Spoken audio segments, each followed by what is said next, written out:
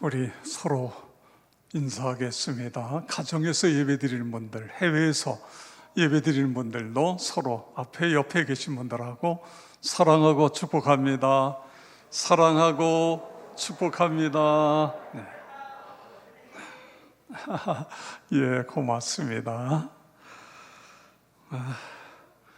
해외에서도 우리 이 예배를 드리신다는 그런 소식들을 함께 듣고 있습니다. 감사를 드립니다. 코로나19 확진자가 8회째 10여 명 안팎, 어제도 해외 유입이 대부분 확진자고 국내에 자체 발생자는 한두 명에 머물러 있습니다. 그래서 우리 교회도 다음 주부터는 일산 쪽에 25인승 버스를 보내도록 하겠습니다. 집에서 영상으로 예배 드리는 분들 교회까지 오셔서 함께 예배 드리면 더 은혜가 넘칠 것입니다.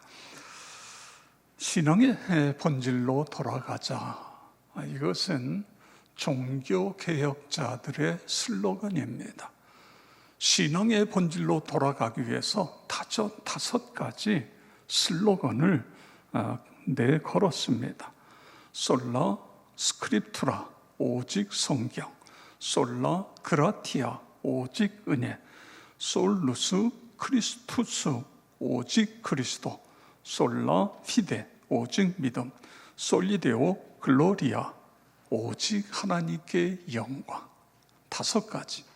그런데 이 5가지 중에 가장 핵심이 성경입니다. 오직 성경. 솔라 스크립투라, 오직 성경. 결국 우리의 신앙이 성경을 떠나는 순간부터 잘못되어지는 것입니다. 결국 우리의 영적인 부흥은 성경을 통해서 일어나게 되는 것입니다. 저는 그런 면에 있어서 우리 교회가 말씀과 성령으로 살아나리라. 그리고 2020년에 성경 500독, 모든 성도가 500독 읽기. 이것은 하나님께서 우리 교회를 특별히 사랑하신다. 그런 생각을 갖게 됩니다. 어느 권사님이 저에게, 목사님 어떻게 그렇게 선견지명이 있으셨어요? 그런데 선견지명이 아니라 하나님이 주신 것입니다. 코로나가 오리라고 누가 생각을 했어요? 그냥 방콕하면서 성경만 읽다가 보니까 벌써요, 우리 교회가 지금 성경이 200독이 넘었잖아요. 200독. 10독. 성경 신구약을 10번 읽은 권사님이 있어요. 2주에 한 번씩 떨어진대요. 2주에. 그렇죠. 5번 이상 읽은 분들도 여러 분 계십니다. 2번 이상 읽은 분은 50명이에요. 50명. 1번 이상 읽은 분은 118명인가? 이렇게 되어집니다. 여러분 다 읽고 계시죠? 네, 마스크를 써서 아멘 소리가 잘 안 들립니다. 네, 아직도 늦지 않았습니다. 지금 시작해도 1독, 2독 이상 할 수 있습니다. 저는 한 사람 한 분이 10독, 20독 이렇게 읽는 것도 중요하지만 우리 교회 모든 성도들이 다 1독을 했다. 하나님이 얼마나 놀라실까요? 하나님이 얼마나 기뻐하실까요? 여러분 꼭 도전하시기를 바랍니다. 2020년에 나는 신구약 성경 1독했다. 나는 5독했다. 나는 10독했다. 2020년이 내 생애의 기념비와 같은 해가 될 것이다. 그런 생각을 갖게 됩니다. 꼭 1독 이상 꼭 하시기를 바랍니다. 우리 중고등부 학생들 중에 벌써 1독한 학생이 나왔습니다. 우리 어린이 부서에서도 많은 어린이들이 1독 이상 할 수 있기를 바랍니다. 오늘 본문은 사울의 회심 사건입니다. 그래서 사도행전 9장 전체를 통해서 하나님이 우리에게 주시는 메시지를 찾으려고 합니다. 사울이라는 사람, 예수 믿기 전에 어떤 사람이었는가? 성경을 통해서 보겠습니다. 사도행전 7장 58절에 보면 성 밖에 내치고, 이게 이제 스데반 집사를 성 밖에 내치고 돌로 칠세, 증인들이 옷을 벗어 사울이라 하는 청년의 발 앞에 두니라. 아멘. 그건 스데반을 죽이는데 사울이 증인으로 있었다, 이런 이야기지요. 그 다음에 8장 3절에 보면 사울이 교회를 잔멸할세, 각 집에 들어가 남녀를 끌어다가 옥에 넘기니라. 8장 1절, 사울은 그가 죽임당함을 마땅히 여기더라. 아멘. 그러니까 사울은 스데반 집사가 죽는 것 당연하다, 그러면서 집집이 다니면서 예수 믿는 사람 끌어다가 옥에 가두는 이런 일을 하고 있는 것을 봅니다. 9장 1절 2절, 사울이 주의 제자들에 대하여 여전히 위협과 살기가 등등하여 대제사장에게 가서 다메섹 여러 회당에 가져갈 공문을 청하니, 이는 만일 그 도를 따르는 사람을 만나면 남녀를 망라하고 결박하여 예루살렘으로 잡아오려 함이라. 아멘. 다메섹에서 예루살렘에서 다메섹은 북서쪽으로 약 240km 되는 지점에 있습니다. 우리 지도를 볼까요? 예루살렘에서 다메섹입니다. 저 길이가 약 240km. 우리나라 서울에서 대구 좀 못 가는 거리입니다. 이 먼 거리를 예수 믿는 사람 잡으라, 저 먼 거리를 가는 거예요. 그러니까 이 사울은 예수 믿는 사람들을 박멸해야 된다. 이 예수 믿는 사람에 대한 어떤 그 가슴 속에 적개심이 불타고 있었던 것입니다. 왜 그랬을까요? 왜 다메섹까지 예수 믿는 사람 잡으라 사울이 이렇게 날뛰고 있을까요? 사도행전 26장 9절 함께 읽겠습니다. 나도 나사렛 예수의 이름을 대적하여 많은 일을 행하여 될 줄 스스로 생각하고. 아멘. 이 내용은 아그리빠 왕 앞에서 자신의 신앙을 변호하고 간증하는 것입니다. 나도 당신들처럼 예수 믿는 사람 잡으러 다녔고 그랬는데, 그 예수 그리스도를 잡으러 다니는 이 대적하는 것, 많은 일을 행하여 스스로 그렇게 생각했다. 이 이야기는요, 결국은 뭐냐 하면 내가 잘못 생각했다, 그런 이야기입니다. 그래서 잘못 알았다. 예수 죽었고 시신은 제자들이 훔쳐다 어딘가 숨겨놓고 그렇게 알았다. 그런데 그 부활하신 예수님이 나를 만나시고 나에게 사명을 주셨다. 이 이야기를 하고 있는 것입니다. 여러분, 안타깝게도 오늘날 기독교를 회방하고 박해하는 사람들이 있습니다. 그들이 왜 그럴까요? 모르기 때문에 그런 거예요. 사울이 모르고 그런 것처럼. 그렇기 때문에 우리는 우리의 삶으로 예수님이 살아계심을 보여줘야 돼요. 동시에 성경뿐만 아니라 여러 증거를 통해서 자료를 가지고 복음을 설명해서 그들을 하나님께로 이끌어낼 수 있고 예수 믿게 하는 그런 열심, 나와 여러분 모두에게 있기를 축복합니다. 자, 그러면 이 사울이 어떻게 예수를 믿고 어떻게 변화되었느냐? 그렇습니다. 이미 우리가 아는 대로 극적인 변화입니다. 예수 믿는 사람 잡으라 이렇게 뛰어다니고 다메섹까지 쫓아가고 그랬던 사람인데, 다메섹 길에서 호련히 하늘로부터 강한 빛에 둘러 비추었어요. 사울과 함께한 모든 사람들이 다 자리에 엎드러졌습니다. 그리고 소리를 들어요. 그런데 사울만이 그 소리가 분명하게 들리는 거예요. 그 소리의 내용이 9장 4절에 보면 사울아 사울아 내가 어찌하여 나를 박해하느냐? 사울 대답합니다. 주여 누구시니이까? 나는 내가 박해하는 예수라. 그리고 9장 9절에 사흘 동안 보지 못하고 먹지도 마시지도 아니하니라. 아멘. 이것이 다메섹 길에서 부활하신 예수님을 만난 그런 장면입니다. 극적인 장면이죠. 이 예수 만난 체험이 얼마나 충격이 컸으면 3일 동안 눈이 멀어버려요. 먹지도 마시지도 못하고 있습니다. 예수 믿는 분들 중에 이렇게 묻는 분이 있어요. 목사님, 저는요 수십 년 동안 예수를 믿었는데 왜 내게는 이런 놀라운 영적인 체험이 없지요? 왜 없을까요? 둘 중에 하나입니다.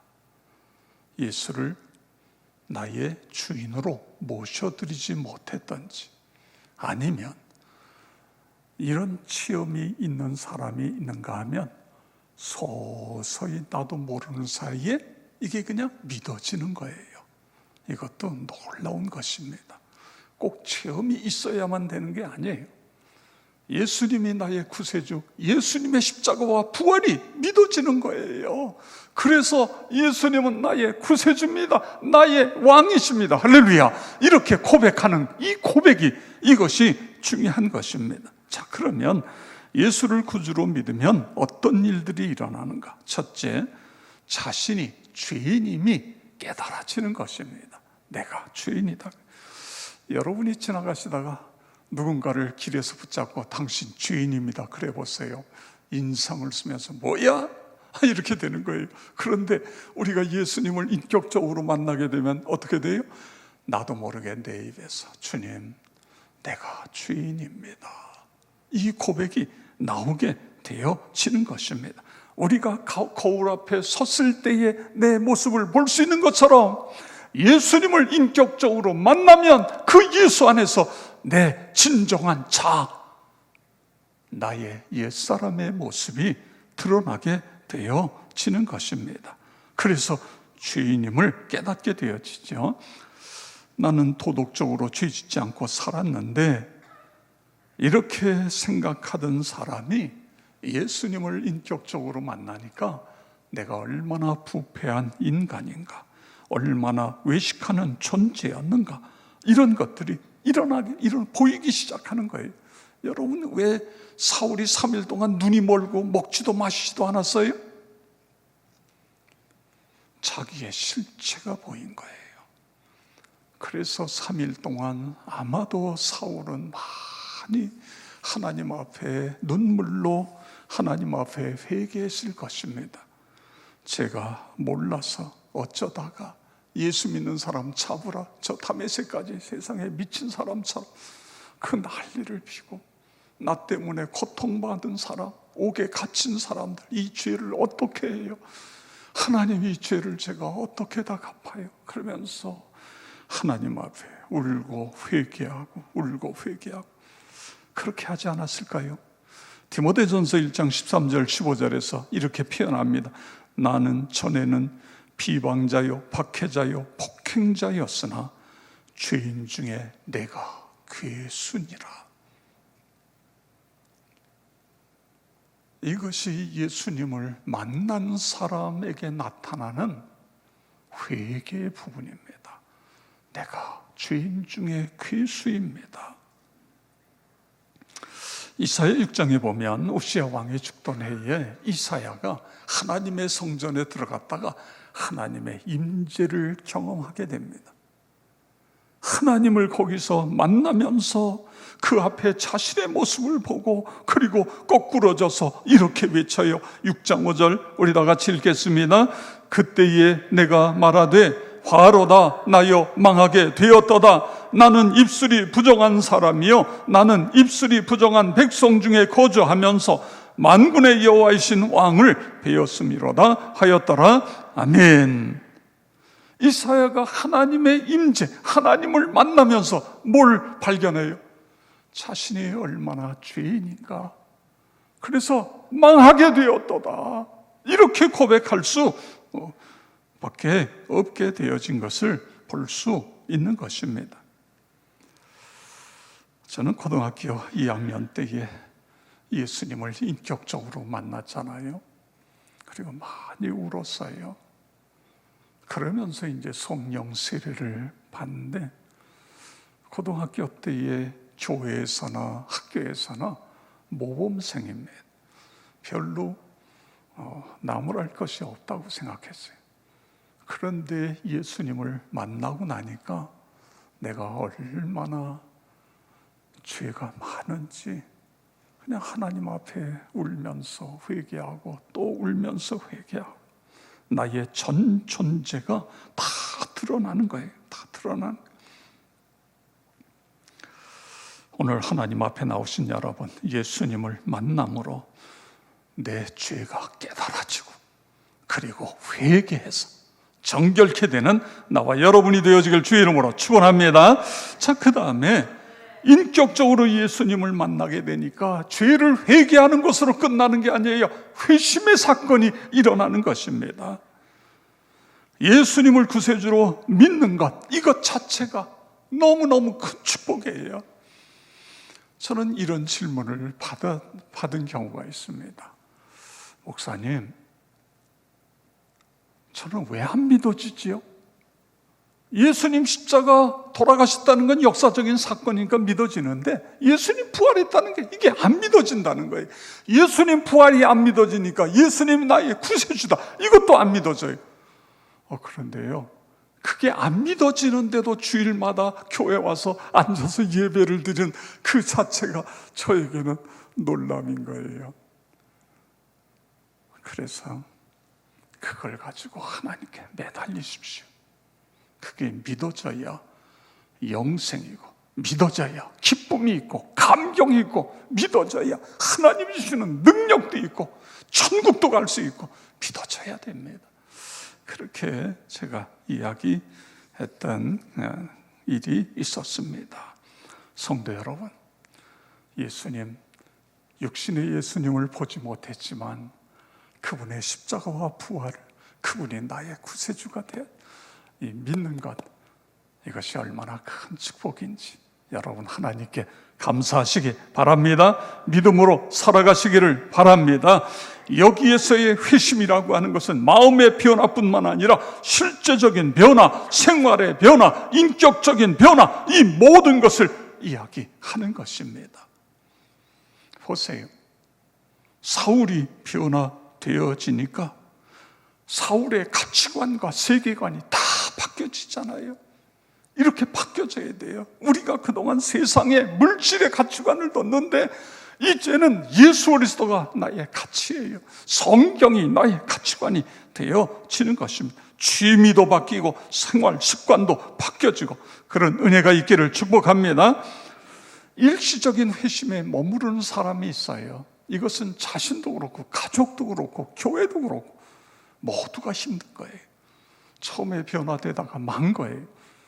그러니까 이 사람이 교회 지도자가 되어보세요. 그러면 교회가 힘들어요. 자기 생각만, 자기 주관만 계속해서 이야기하니까 모두가 다 힘들어지는 것입니다. 디모데전서 1장 19절 20절에 보면, 믿음과 착한 양심을 가지라.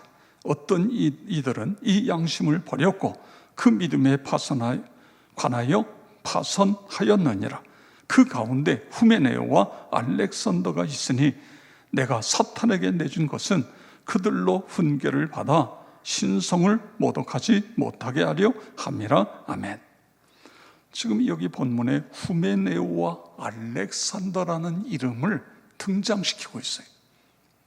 성경에 많은 이름이 있는데 하나님 앞에 기쁨이 되고 영광이 되는 이름들이 있어요. 그런데 이 이름은 그렇지가 않습니다. 지금 뭐라고 그랬어요? 이 사람들은 양심을 버렸다. 믿음이 파손되었다. 배가 부서지는 것처럼 믿음이 부서져 버렸다. 왜 그렇습니까? 회심되다가 말았기 때문에 그런 거예요. 그래서 내가 예수 그리스도를 구세주로 믿고 거듭났다고 한다면 그 사람은 두 가지를 해야 됩니다. 하나는 순종이에요. 순종. 또 하나는 성장입니다. 성장. 여러분, 사울을 보세요.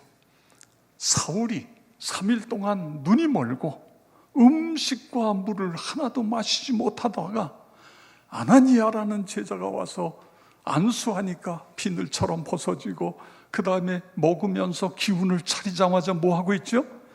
그 다메섹이라고 하는 성에 가서 소리칩니다. 여러분, 예수님 부활하셨습니다. 부활하신 예수님을 내가 만났습니다. 그분이 구세주입니다. 그분을 믿어야 구원을 받습니다.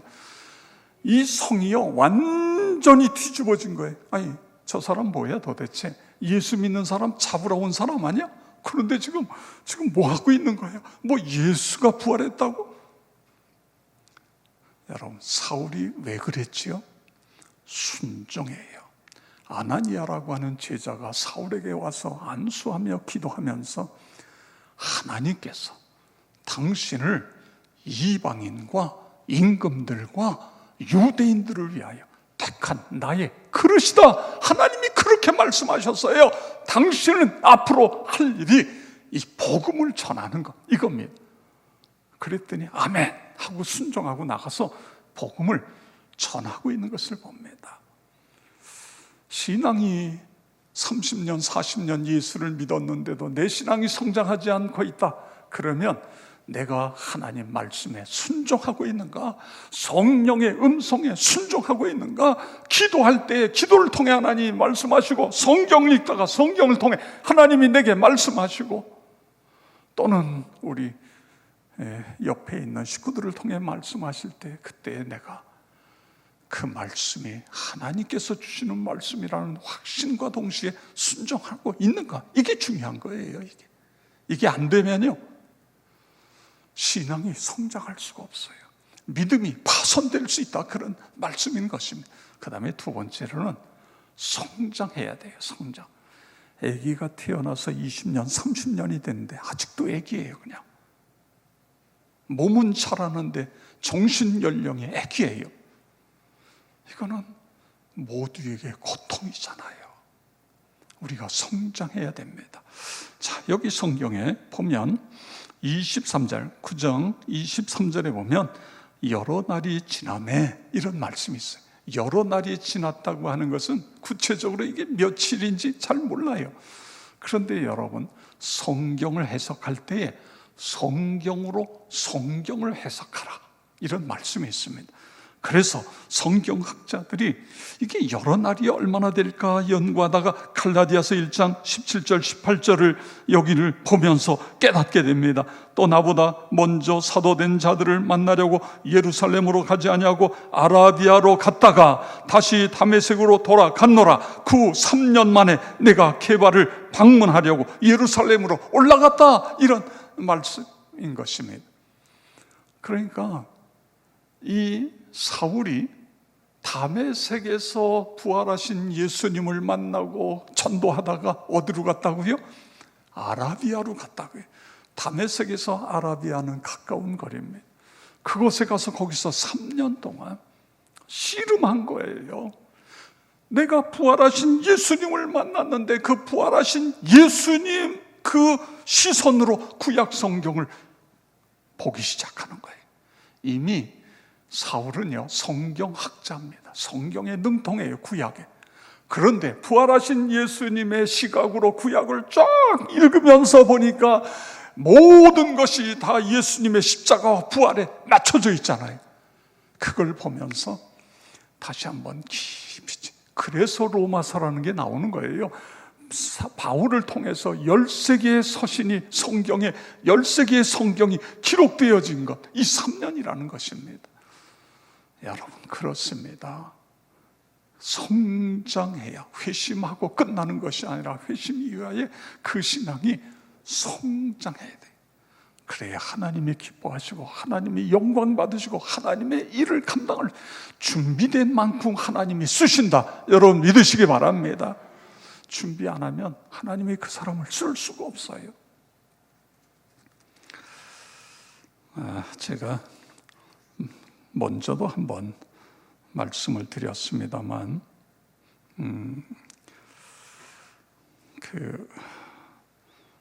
개그우먼 조혜련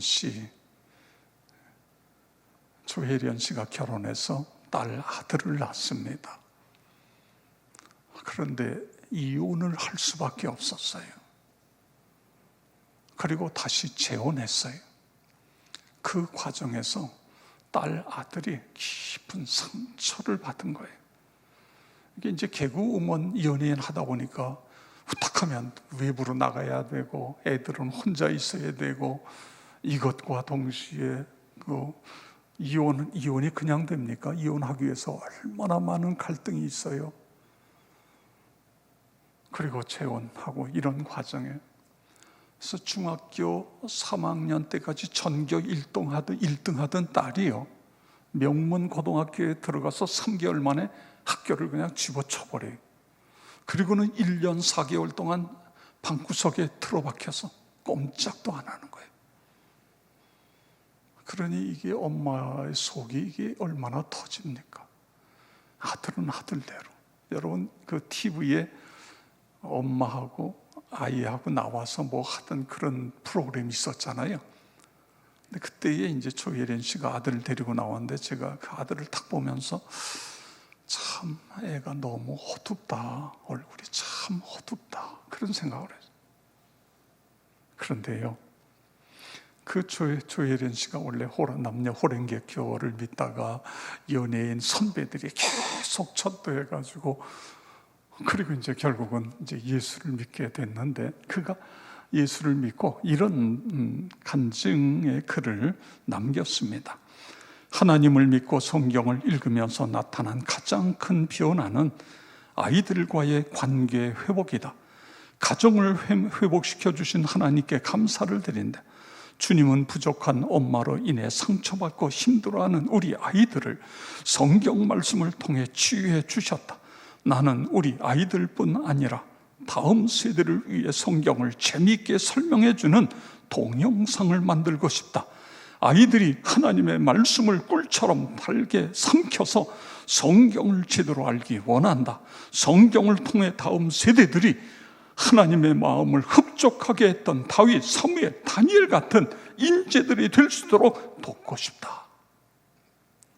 그 딸이요, 성경을 엄마하고 그 역경의 열매 쓴 그때에 이미 이독을 했어요. 이독. 아들이, 그렇게 말썽을 부리는 아들이 엄마하고 새벽 기도를 나가는 거예요. 어떻게 변했어요?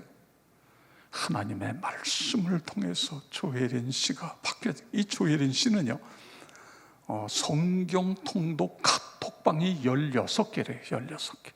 어떤 방은 10몇 명이 모이고 어떤 방은 1대1로 모이고, 그래서 서로 성경을 내가 어디서부터 어디까지 읽을게, 너는 어디서부터 어디 읽어, 그래가지고 읽은 걸 서로 녹음해서 서로 주는 거예요.